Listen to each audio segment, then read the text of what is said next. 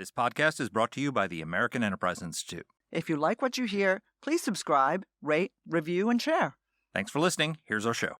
What in the hell's going on? What the hell is going on? What the hell is going on? I don't know what the hell he's talking about. You don't have to know what the hell is on it. What the hell's the matter with these guys? We don't know what's going on. What the hell's going on? Who in God's name knows what it's all about?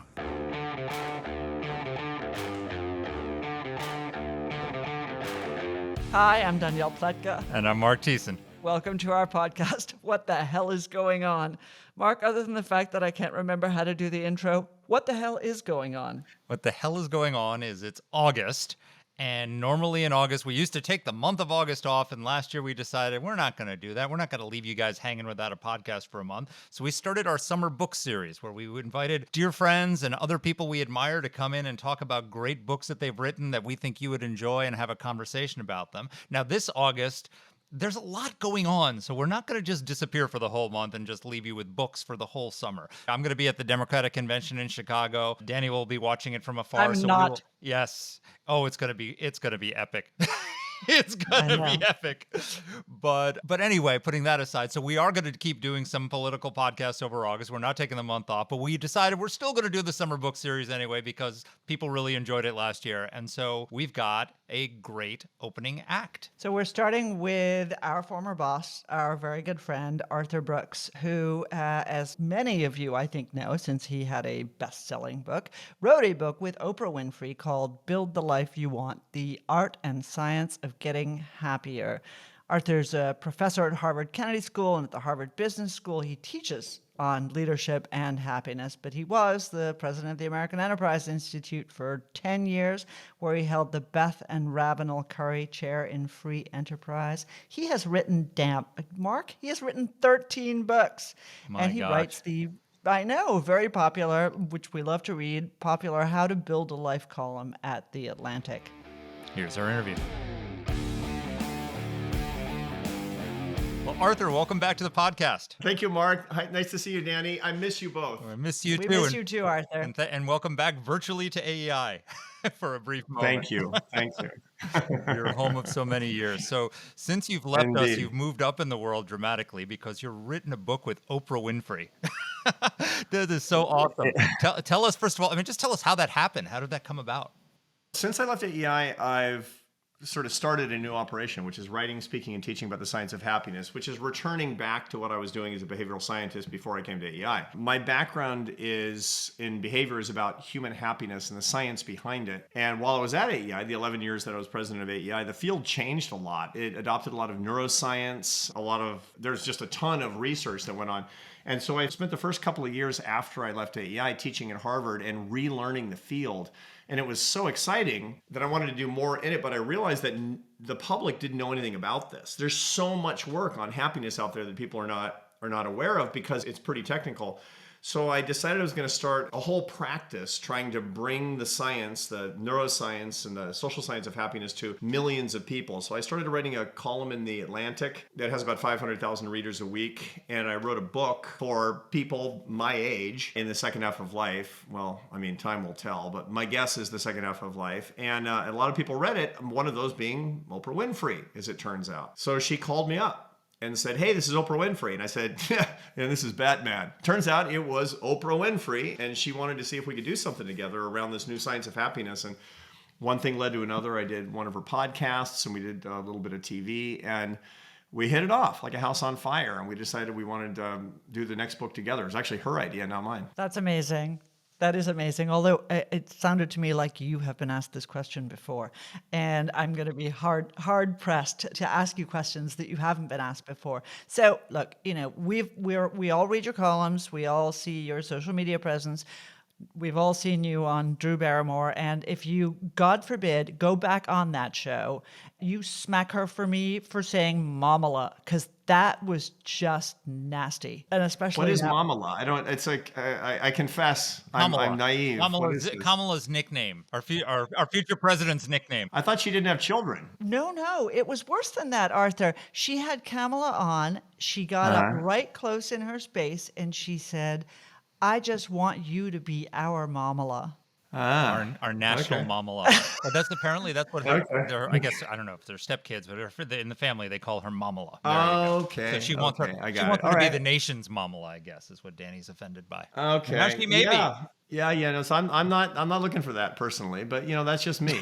But we're Yeah. not here to talk politics. No, and let's not. So, I mean, one of the things that's really interesting, a lot of what you used to talk about was, a lot of the psychology behind happiness and the social science behind happiness, and you were the man who came along and you had the data.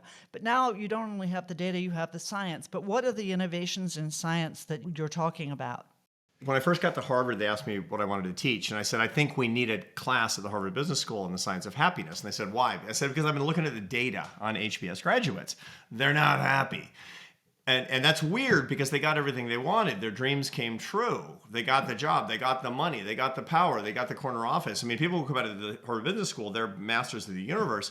But I saw the data on people who were 15 years out and they really, really weren't happy. And the reason is because they had the wrong dreams, not because their dreams didn't come true. And I said, we need a class that actually talks about what brings human happiness and how they can be happiness teachers, because the ultimate blessing is when we can bring happiness to other people. They said, okay, knock yourself out. And when I started putting together the class, I saw how much really interesting research there was that explained the mechanism of action behind our emotional lives. The limbic system, how it works, how it actually leads us to seek the things that we do. So I put together a class that has 20% philosophy, 30% neuroscience, and 50% social science and management science. So you can actually use these ideas. All of the interesting questions in happiness come from philosophy, from theology, from spirituality, because that's what Aristotle and the Buddha and Jesus Christ were all about, was presenting these incredibly important ideas. I mean, they did more than that as spiritual leaders, but that's where the interesting questions come from. Then we have enough neuroscience at this point to look at how the brain works in processing the answers to these questions. And then the social psychologists and economists come along and they expose these theories to data such that we can see what actually works, which is super exciting. And after that point, you can change your habits and teach it to other people. And so that's how it works. I mean, I put together this basic method, this interdisciplinary methodology that says philosophy plus neuroscience plus social science equals tangible, actionable ideas on how you can live a better life right now. Now, it actually relates to all the stuff that the three of us have been doing in the public policy world for years and years. Public policy is about lifting people up and giving them better lives. That's what it's about. I mean, whether you're talking about economic policy to bring more prosperity, or national security policy to make people freer and more secure around the world with democratic ideals, which we're all about that. That's what brought me to the public policy world. But you got to create a demand for more happiness too. So I used to work on the supply side of a better life, and now I'm on the demand side for a better life. You're a and happy it all kind of Keynesian. hangs together. You've abandoned Adam Smith for Keynes. Is that what it is? Yeah, no, it's that's right. That's well played, Mark. I have to say, chapeau, nice. Before we get into your Keynesian solutions to the problems, which in economics at least always fail, but I'm sure they'll work for happiness, let's diagnose the problem. There's a Gallup poll that shows that happiness has hit record lows, and not just for Harvard Business School graduates. It's the country is less happy than we've been in a long time. Those of us who are immersed in politics have an inkling as to why we might be less happy, but for normal Americans who aren't thinking about politics every day and just living their lives, why are people less happy now? Yeah, and you're right. And I've been looking at these data for a long time. It turns out that average happiness, measured in all sorts of ways, has been ticking down by about 0.5 percentage point every year since 1990 on average. And by that, you say the percentage of the population that considers themselves to be very happy. Self-evaluations are extremely accurate and they tend to be stable over time. Or the percentage that say they're not too happy, that's ticking up by about 0.5 percentage point. And for the first time since the 70s, when we started keeping records on this, a bigger percentage of Americans say they're not very happy versus very happy, or not too happy versus very happy. And you got to understand that there are diagnosable reasons for this. Specifically, there's kind of climate reasons and weather reasons. I don't mean that literally, notwithstanding the activism I see on my campus. The climate reasons, the climate of happiness revolves around 4 bad tendencies that have been getting worse for decades. It's trends in faith, trends in family life, trends in friendship and community, and trends in work. And now this is important because one of the things that we find is that the life practices of the happiest people is that they worship or have a serious philosophical life. It doesn't have to be traditional worship. I mean, Mark, you and I are Catholics, and we know that that's the absolute best way to go. And Danny, we invite you to join us. And there's a brochure under your chair right now. So that Thank you Mark has so left. much.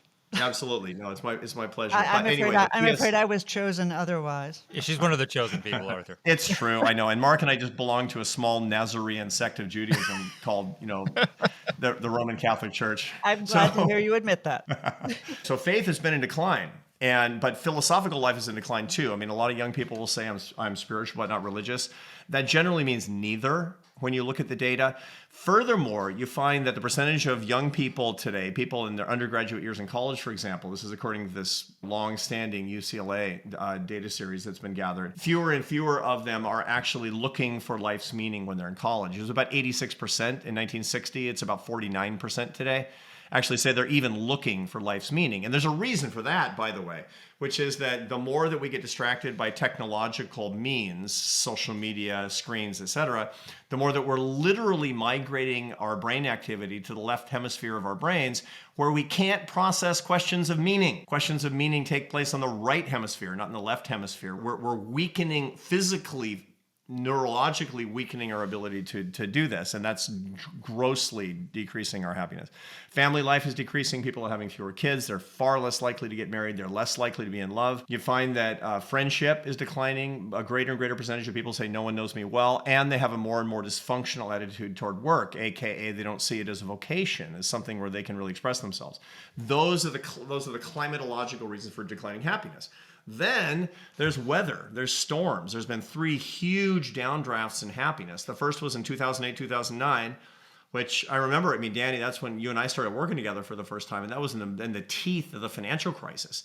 So all of us, happiness social scientists say, oh, it's like financial crisis. I mean, everybody feels insecure. That's wrong. That's when everybody put social media apps on their screens, on their phones.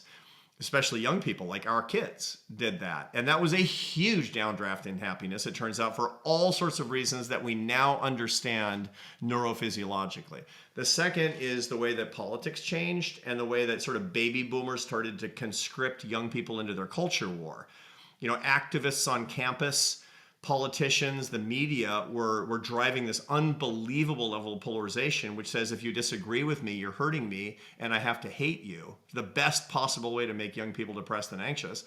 And last but not least was COVID, where everybody stayed home, got lonelier, looked at screens, did Zoom instead of actually having eye contact and touch, which the brain needs.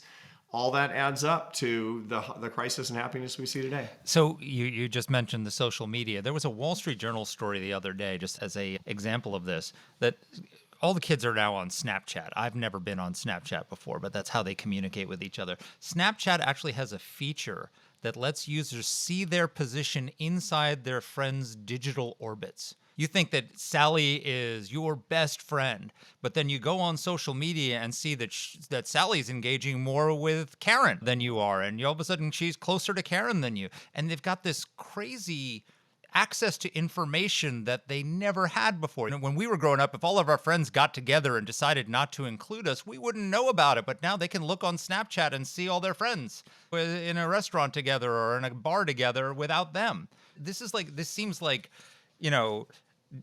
emotional fentanyl that's making an entire generation crash emotionally. Yeah, no, and the problem actually, to extend the metaphor about fentanyl, is the addictive nature of it. And that's actually why these algorithms do what they do, is not to make our kids depressed and anxious. That's not the goal of any executive in Silicon Valley, anybody in the social media industry, is to get people hooked so that they'll continue to use the devices. And they do much the same thing as almost any addictive substance or any addictive behavior, whether it's methamphetamine or alcohol abuse or gambling or pornography. All of these things are incredibly dangerous, addictive things because of the way that they capture and then break the brain. And they work on the neurotransmitter, the neuromodulator called dopamine. We all know this, which it gives you anticipation of reward. So you give people these kinds of rewards that come from a slot machine or from cocaine or whatever it happens to be, or for that matter, cigarettes and alcohol, or the way that the social media algorithms work, and you stay really hooked. And your brain is craving more of this thing. The problem with that is that it substitutes for the human relationships that we actually need. One of the reasons that people who get addicted to heroin, that why they're so depressed, among other things, besides the fact that it's deleterious for your health, is it substitutes for relationships. One of the reasons that alcoholics are so lonely is that substitutes for human relationships. Addiction is a relationship. And when it comes to social media, you're doing that instead of getting the eye contact and touch that your brain needs to give you a hormone called oxytocin of bonding, and you get lonelier and lonelier, and then you can't sleep, and then you feel a lot of anxiety and stress, and your stress hormones go up, and then you start to get depressed, and the rest, as they say, is becoming history. There are so many things I want to ask you, and there are so many digressions from your book as well. But I mean, let's stay with this for a second, because if we are talking about finding happiness, and the phenomenon that you just described is one that's familiar to all of us. We've all got kids. You have kids that are, around the same age of my kids. Mark's got kids that are slightly younger. But they all exist in that same sort of weird, rarefied air of social media, which is so deleterious. The question is, how do you grab them back from that? And I'll give you one tiny anecdote, which I thought was super interesting. Nikki, who I always talk about, is our youngest. And when Donald Trump was talking about banning TikTok, which now, of course, is something that Congress has actually done, so we're looking forward to that, Nikki said, "Oh God, that would be great, because I don't want to get off TikTok because everybody else will still be on it. And so they'll all be talking about it, but I won't know what they're talking about." So they have these FOMO feelings, right? But if they got rid of it entirely, I would be liberated from it, and that would be great. So the question for me is just, how do you get from what you're talking about? How do you get to happiness from that unhappiness? Yeah. So it's really interesting because there is a bunch of data that shows exactly what Nikki was talking about is generalizable. Teenagers will tell you, and we actually have pretty good research that shows us this, that they would pay to get rid of social media if everybody else got rid of social media. They pay money for nobody to have social media, but the problem is there's no good arms control treatment so that we can't, or agreement, so that we can't get a peace dividend based on this. And so it's just Arms like control and mutually canes. assured. Arthur, what's happened to you at Harvard? You're embracing Keynesianism and arms control. You've gone left on us. Can't we all get along, Mark? Come on. There you go. Why can't you trust the Iranians, for Pete's sake, Mark? We need signed the damn an treaty. emotional JCPOA. Except something that actually works. And that's one idea. I mean, that's one, set of facts based on the data on what teenagers actually want. But there's something else that's actually really more useful for us to look at, which is the data on returning Vietnam War soldiers who are addicted to heroin. You may or may not have seen those old studies. I'm an old Rand guy. And, Rand did the study of what was going to happen when 1 in 5, 20% of active duty troops in Vietnam were addicted to heroin, which is obviously bad for the war effort. But the bigger public health and criminal justice problem was when they all came back, what was going to happen. And the weirdest thing happened, which is that 90% of them stopped using heroin spontaneously on their first day back and then didn't get re-addicted. And this is, at the time, was the most addictive substance in the world. It isn't anymore because of the behaviors that we've supercharged in the lab, plus the opiates that are synthetic.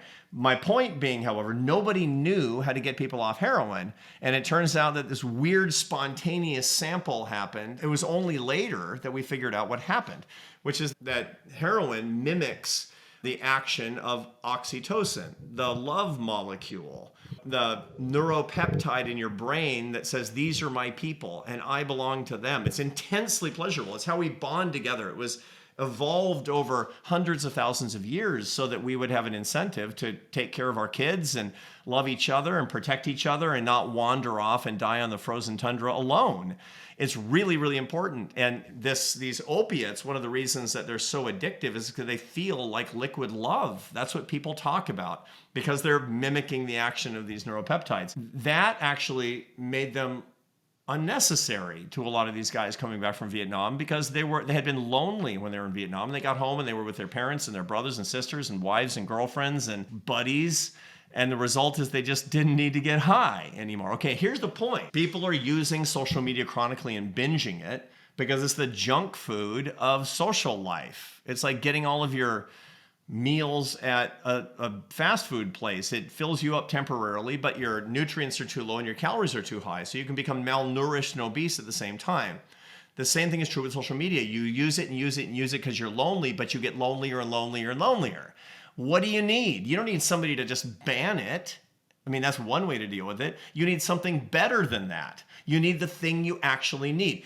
That's what we need. You know, we need love in this country. The reason people are turning to this is because they don't have enough love at home, because there's not enough romance, because we're keeping our kids safe from dating, because we're not doing the things that they actually want, which is to bond in friendship and bond in romance and bond with their families. And until we have a love revolution, we're going to continue down this road. Okay, well, all right. I'm going to leave the love revolution, although I could say many mean things right now. Many. You know perfectly I'm as conservative as you are. I just talk like a hippie. Canes, arms control, love revolution. Yes. Okay, all right. Danny's doing peace signs for those who are wondering. Yeah, exactly. I'm doing Yeah, there peace you go. signs, right, and smoking a peace pipe in my mind. But no, but look, I totally understand what you're saying. I'm not entirely sure how we get from, the addiction to TikTok to the love revolution, although I agree with you. Human relationships are the secret. Bad dates are the secret. Not being allowed to swipe through, but actually going on bad dates are the secret. All of those things, right? Because that's how people end up, marrying people they shouldn't marry, and all of those things. Anyway, And marrying the people they should. And marrying people they should. Well, we are all very lucky. Amen. But there is an element of luck in there too. But what I wanted to come to is this other byproduct, which you also write about in the book, but also in your articles, which is that these self-diagnosed young people spend all of their time lonely, doom scrolling, looking what their friends are doing, understanding how they're left out, and being taught a vocabulary of psychological need. So, for example, even my kids, but I see this with others as well, constantly self-identifying as anxious, depressed, all of the things and it's like, well, obviously you're anxious and depressed because you're not getting off the fucking TikTok. And if you did, then maybe you would feel this way. But they're very eager to identify themselves with named psychological problems. I don't know, Link my all of this daughter stuff up. said about a friend of hers when she was like trying on dresses and she didn't like how she looked in it. And it was like, well, she has body dysphoria. It's like, what? How do you're 14 years old. How do you know what body dysphoria is? And no, she's a teenage girl who thinks she's ugly. That's just all teenage girls at some point. Yeah. Of course. Crazy. Of course. There's a ton of this going on, and it's worth pointing out that one of the greatest misfortunes that has befallen young people today, and by the way, that has befallen all of us, is the way that we've pathologized and medicalized unhappiness. I write about happiness all the time, but I also write about unhappiness. And one of the things that I tell my students, like I teach at the Harvard Business School, I say, look, if you're not sad and anxious, you need therapy. You're a student at Harvard, for Pete's sake. It's scary. It's hard. You're in a cultural milieu that's very confusing. And that's part of the point. Part of the point of life is living life. And you're supposed to have negative emotions. And negative emotions occur in the limbic system to alert you to threats. If you're never felt, there's only 4 negative emotions, by the way: fear, anger, disgust, and sadness. All of those are evolved to keep you alive. If you stop feeling fear, you won't jump out of the way when a car is coming toward you. If you don't feel sad, you'll wind up doing the things that make you friendless, divorced, and fired from your job. You need to be averse to certain things, and if you don't feel those negative emotions, it means you're not a full person. Furthermore, your negative experiences are the only thing that gives you growth. Danny and Mark, if I asked the two of you, what was the most inflecting experience that made you most resilient, you wouldn't talk about the week at the beach in Ibiza. You'd be talking about bad things that happened to you, is the way that works. And so the whole idea of pathologizing and God forbid, medicalizing unhappy emotions and negative experiences is one of the worst abuses that we could have exposed our young people to. And yet that's exactly what's happening. Yeah, you don't know about Danny's week in Ibiza. Cool. It was an inflection point, baby. Kidding. It was one of those bad dates she was talking about. So here's a question for you, and I want to pivot to solutions soon, but just one more question on diagnosis. Why is it that girls are less happy than boys? That when we have this mental health pandemic that's happening, the stats are that like roughly half of girls report that they're depressed. but only a quarter of boys. Like, why are boys more resilient, or why is it affecting girls more? Do we know anything? Is there any data or any science behind this? They're stupid. Says the only girl on the podcast. I guess ask Danny, who, by the way, is the mother of 3 daughters. Yeah. There you go. I'm sure Danny has What's your opinions on this. hypothesis, I'm the Danny? father of 2, and I'm confused. So Yeah, I'm the father of 1 who by the way is just finishing officer candidate school at Quantico. So dealing with her wow. negative emotions by Arthur, becoming a killing congratulations. machine. That is so awesome. Yeah, it's my That's second amazing. Marine number 2. She's gonna outrank her brother. Yeah. Marina the Marine. Yeah, I know. I got 2.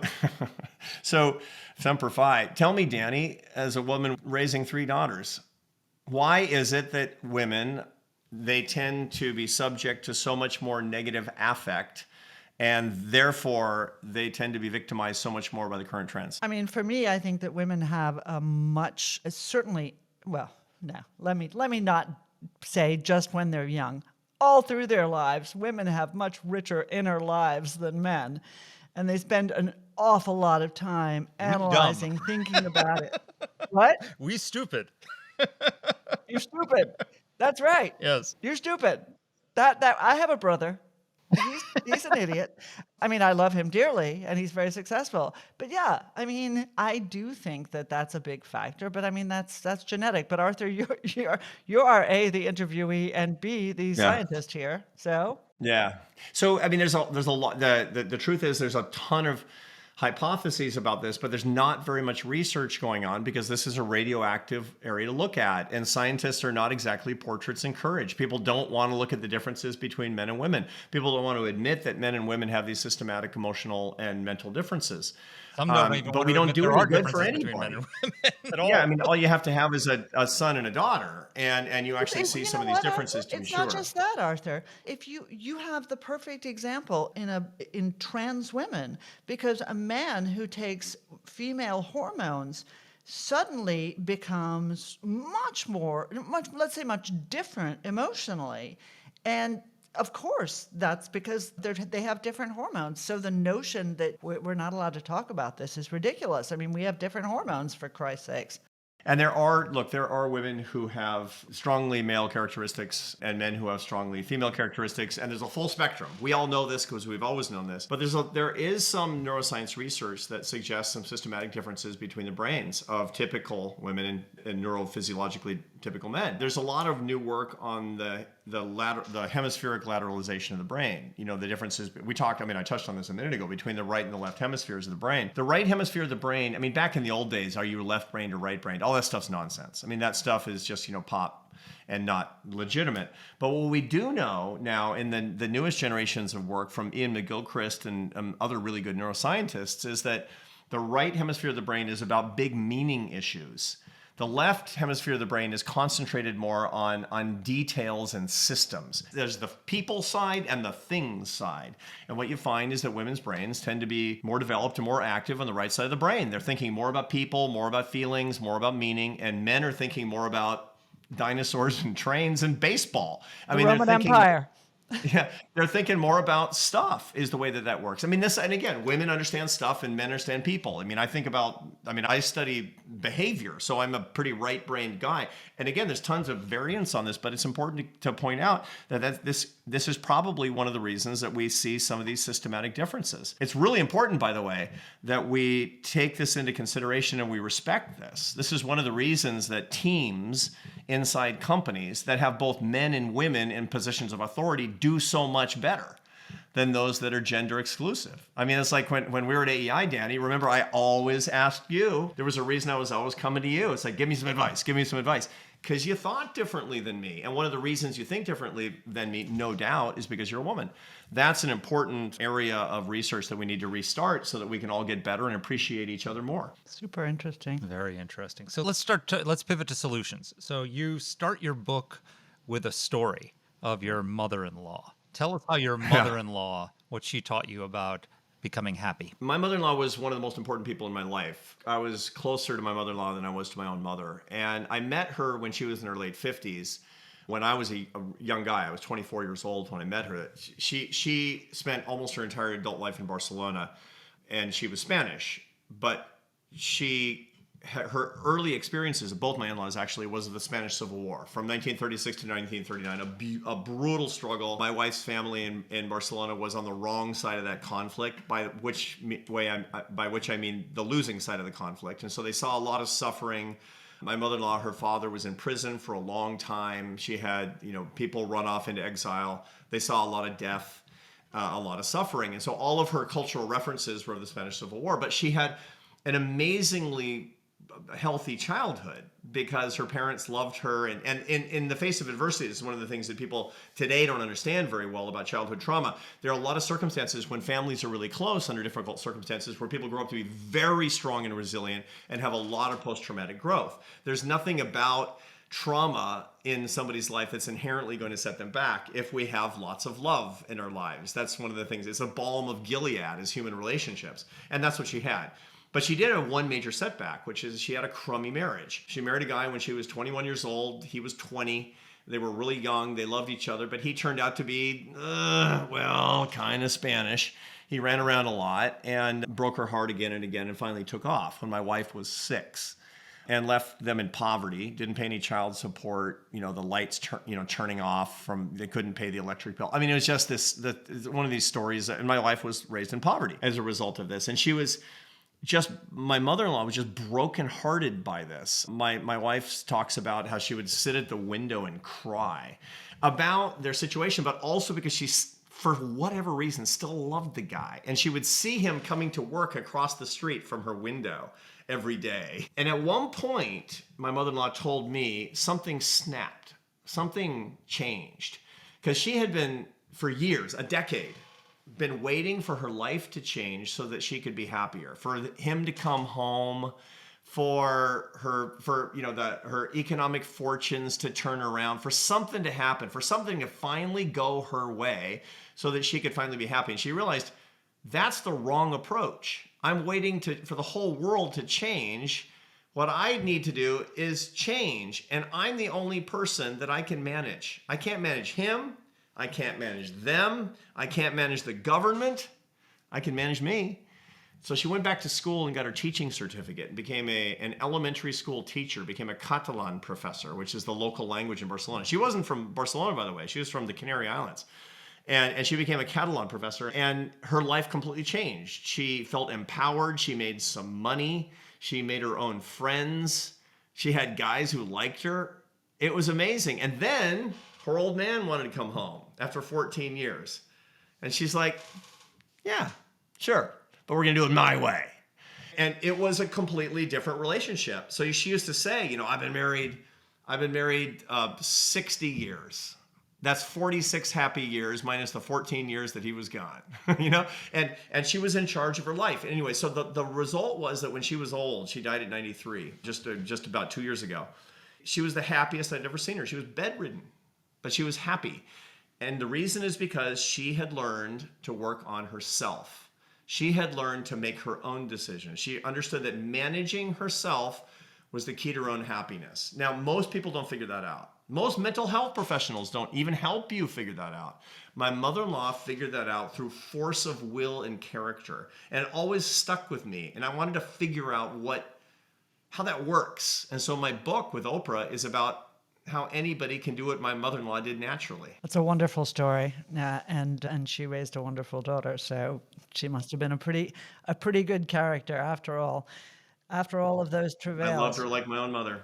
Yeah, miss her every day. I understand that. I want to ask you, and this will make you laugh. You know how much I like wine. And there's this cliche about wine when you go to a restaurant that you look at the wine list, but you don't know most of the wines. And so what do? You always order the second cheapest wine, right? Because the cheapest wine is just going to be garbage.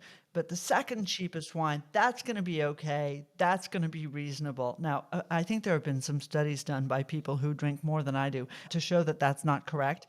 But part of I think it is your second chapter, you talk about this, about how it's the people who are second happiest who actually tend to do the best. Talk a little bit about my wine list in psychology. Yeah, no, that's an interesting wine list. I mean, I suppose that's the case. I've been on the wagon for 22 years now, so I can't exactly, vet I'm not going to, so let's say it this way, I'm not going to expose your theory to any personal empirical scrutiny, but it makes sense. And your metaphor to happiness is actually true too. So there's a bunch of interesting studies that measure, it's not actually the happiness, because happiness is a combination of enjoyment and satisfaction and meaning.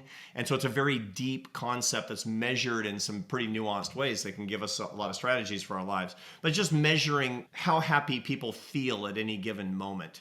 And what you find, that's just mood, is basically. And so it's a pretty shallow measure, but you find that people who have the happiest mood don't actually do the best in life. It's the second happiest mood people that do the best in life, because they're actually willing to expose themselves to negative mood, which you need to learn and grow and be successful. So the people who don't want that, they're like, no, man, I'm just going to go feel good all the time. People who are trying to feel good all the time, it never turns out that well.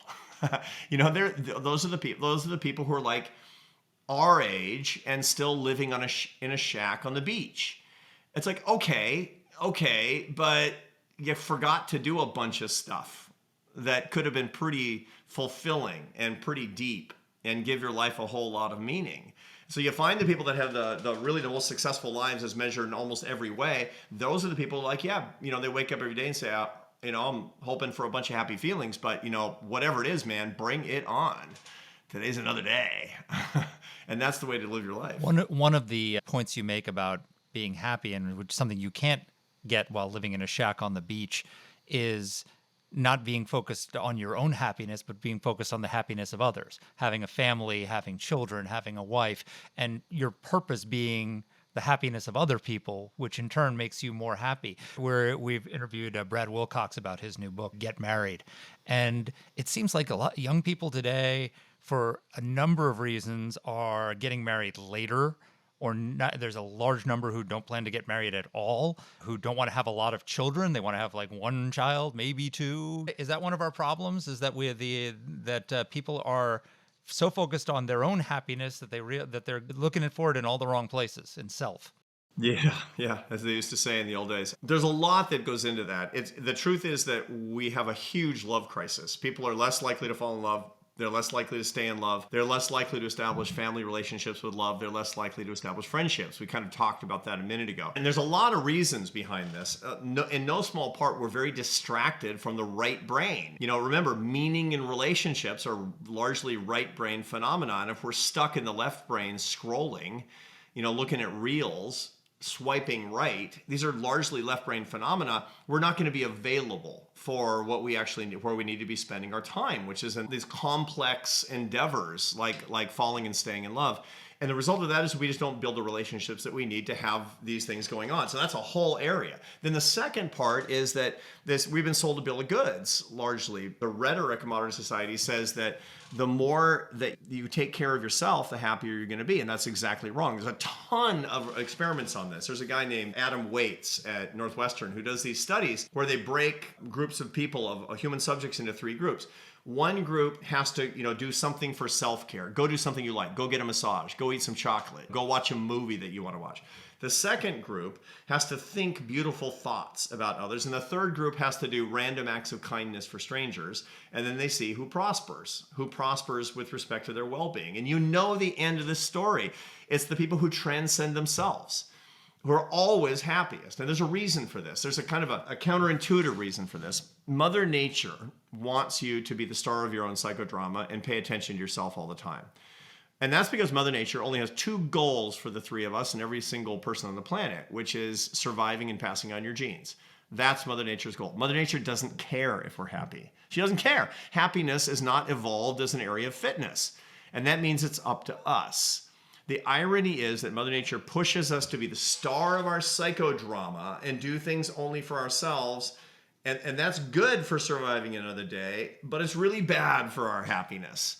You need to transcend if you want to be happy. Now, you can transcend vertically through worship. You can transcend laterally by loving other people and expressing that love toward other people.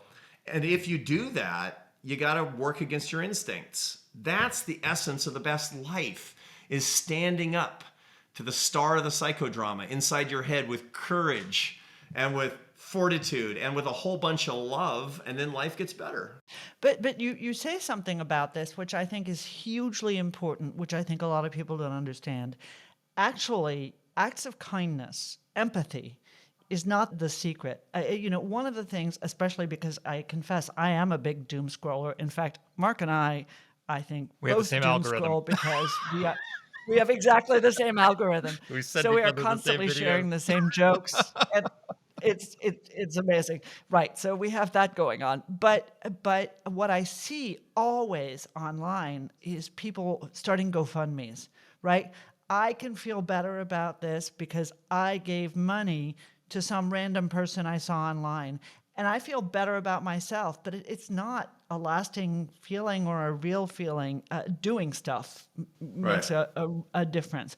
Talk a little bit about that, and then I have another quick Can I question jump for you. into, because it's not the widow's mite. Yeah, of course. Giving $5 or giving $100 or something like that, that's not giving of yourself. That's giving of your excess. It's when you give of yourself, when you sacrifice your own happiness for somebody else's, when you put somebody above you and ahead of you, that's where you get the real reward and where you bring in the riches of happiness, right? That is correct. And, you can throw a quarter into the Salvation Army bucket at Christmas time, and you can, give yourself some evidence that you're not a complete louse, that you're kind of a good person for a minute. And that's good. That's good. But the real way to do this is to give of yourself to another person in a meaningful way. You don't give till it hurts. You give till it feels good. That's really what it's all about. I remember my dad was an inveterate tither. My dad tithed, and 10%. And when I first became a professional economist, I said, Dad, do you give before or after tax? Right? He's like, and he says, before. And I'm like, what? After? Why? Come on. After taxes. Why? And he says, just in case. My dad was a statistician. You have to understand. A PhD about a statistician. He understood just in case. And it's funny because there's a lot of very wise thinking on this. There's a lot of philosophy behind this. There's a lot of neuroscience behind this too, but we haven't talked very much about philosophy. The Book of the Sanhedrin, which is, of course, a Talmudic text, has a very famous line in it that most people are kind of aware of it, even if they didn't know where it came from, which is that in each man is the whole world. In each person is the whole world. And the whole idea of giving a little bit to everybody by kind of sprinkling little tiny blessings out of the helicopter, okay, fine. Send $100 to Care International. Good for you. Knock yourself out. You really want to do something that's going to last. Do something that truly transforms somebody else's life. And the only way you can do that is by being in relation with them. The only way that you can do it. I remember when I first found this thing, that turning the whole dial on one person is what changes you. And Esther, my wife, I wrote it in a book in 2006 about charitable giving. The first book I wrote that anybody actually ever read. And it wound up actually bringing me to AEI, as a matter of fact. And she said, oh, do you believe this? And I said, well, I got the data. I mean, the data are clear. You get happier, you get healthier. She said, so I think we should go adopt a baby. I was actually doing that work back in 2003. And I'm like, it's only a book. And so we did. In 2004. And that was my daughter, who's now, hoorah, gonna be a killing machine for the United States of America, from China, of all places. And it was the most life-changing thing in our family ever. Because we got to do this thing. You turn the whole dial in relation to another person, giving of ourselves, and thus getting the blessing that actually comes from linking yourself really metaphysically with another one of God's creatures in this way. It's just, there's nothing like it.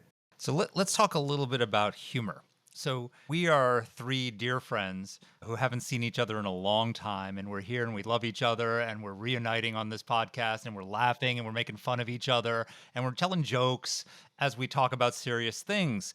And the laughter is, I don't know about you, I'm really happy to be on this podcast with you, Arthur. I feel really happy. The oxytocin is going off in my brain. The neurotransmitters are popping off because I'm with my friend Arthur Brooks and my friend Danny Plesser. I know, I love it. And it's awesome. Uh-huh. Jerry Seinfeld had a comment recently that like the extreme left is destroying humor, that you can't tell jokes anymore because of wokeness. He didn't use the word wokeness, but like, and I know this with my kids, like I show them like old movies like Blazing Saddles and things like movies that could never get made today. And do we have a humor deficit in our country today? Have we, has wokeness and all of this, is it making us less happy by denying us laughter? For sure. And it's not political. It's actually not the left. It's activism. Activism kills happiness and humor. It just does. Why? Because activism is all about victimization and grievance. Those are the tools of activism. There's no activists who are talking about the fact that life is great. I'm just an activist for being satisfied. Nobody's ever said anything like this. And so the result is that you can be a right-wing activist or a left-wing activist, and what you're trying to do is to get people. Remember, there's a bumper sticker that is right-wing and left-wing. If you're not outraged, you're not paying attention. That's the death of happiness, man. I get it. I get it. There's stuff that annoys me too.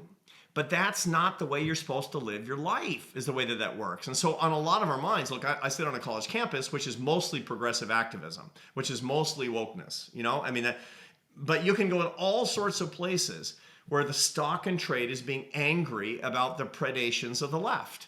There's no laughing going on. There's no joy of life in that. All that is trying to get people to do your bidding by being mad enough, is the way that works. And that's what we need to be activist against, is that activism of grievance and victimization. Look, it's so amazing to me that you can take an entire generation of young people and convince them that America's a crummy country in decline. Are you kidding me? Look, I'm married to an immigrant, and so I have somebody in my ear every day going, America's great, America's great, they all want to come here, they all want to come here. I live with an American by choice. This is the best, most prosperous, upwardly mobile, charitable country in the history of the world that also has some problems. We should be on our knees in gratitude to live in America, no matter which party is in charge. And yet, no. I'm going to spend my whole day looking at cable TV and looking at the internet, feeling pissed off about that. No, sorry. So I'm taking it you don't watch me on Fox News. I always watch you. I mean, you're always cracking me up. You're even funny when you're mad. Well, I'm not going to give Mark that credit. I don't think he's that funny. She said, laughing. I want to ask you, this was a great book, hugely popular, a big bestseller. You wrote a lot about it. You talked a lot about it in your column as well. What's your next big project? Yeah. So life is book tour and book tour is life. It turns out there's always another book, which is a privilege, by the way. I mean, I've been, for the past 5 years, I've been writing and speaking and teaching about happiness.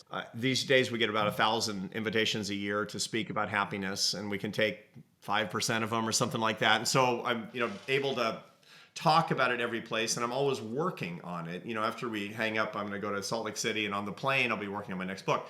So the next book, actually, the thing about books about this is you need a big idea so that people think about some sort of a problem differently. And in thinking about it differently, you have the solution so their life can get better. It's like if you write too many books too often, you don't have big ideas, and then bad things happen for sure. And so I've been thinking about this one for a long time, and I've been thinking about the question that I often get, which is, what is it about modern life that promises everything and always leaves me empty?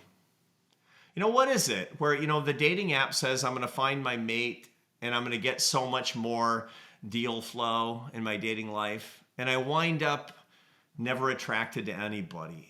How is it that I download the social media apps, which say they're going to connect me to my friends and give me so much more social contact, and the more I use it, the lonelier I feel? How is it that I vote for a politician who says that people are going to be better taken care of, but we have a society where people feel lonelier, and it becomes less functional and less functional among the people who are the welfare recipients? How is that possible? And there's an answer to that. There's an answer to that we've been systematically getting the solutions wrong. There's two kinds of problems, it turns out, and this is something that goes back to my days training as an applied mathematician, that is that there's complex and complicated problems. Complicated problems are the technological problems that are hard to solve, but once you solve them, you got it done. You create the internet, you create a jet engine, you create a fighter plane. And you can do it again and again and again. You make a toaster, very complicated. But the real problems that we care about in life are complex problems, which are easy to understand and impossible to solve, except by living them in real time. A football game is a complex problem. I can't simulate it on a computer. I have to watch it. That's why it's fun. A cat is complex. I don't know what it's going to do. It just does what it does, and that's the point. And my love is a complex problem, which means I can't predict it. I can only feel it and live it, which is really what it means to be alive. We want the solutions to complex problems, which come from loving each other as people. And all the modern world is giving us is complicated solutions to our loneliness and complicated solutions to our emptiness, and it's making our problems worse. I can't wait to read it. I'm not sure this book is going to cheer me up. Oh, I've got solutions, Danny. That's the first chapter. And then I'm going to talk about how do you deal with complexity. What do you throw away and what do you do? How do you live through the problems in your life? How do you actually meet somebody you can fall in love with and love forever? How can you actually find a job that inspires your passion? How can you stop being afraid of being sad? How can you find the meaning in life? How can you worship better? How do you find these things out? And that's the complex adventure that's life on Earth. I will tell you this, Arthur, as we wrap up, and it's so really delightful I miss sitting down and having these conversations.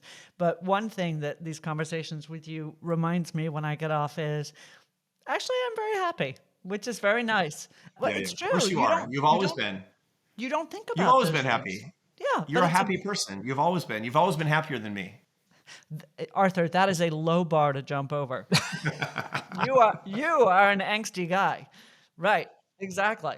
I'm complicated. That's You are, yes, and complex as well, I think. But it is a good reminder for us, I think, and it was a real pleasure. Thank you for taking the time with us. It's really lovely to see you both. I'm sorry not to see you in the hallowed halls of the Great American Enterprise Institute, but I think about you both a lot, and I read you both, and I listen to the podcast.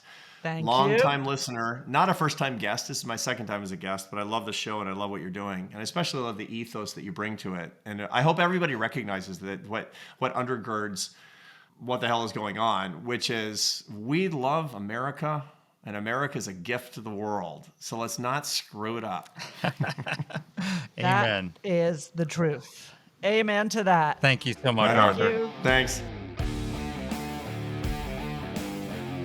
Let us know what topics you'd like us to cover. You can get in touch with the show by emailing us at whatthehell@aei.org. Or you can reach us on Twitter. I'm at dpletka. And I'm at Mark Thiessen. That's Mark with a C. Please rate and review the podcast. If you like the show, please subscribe, share it, comment on Apple Podcasts, or wherever you're listening to this. Thanks for listening.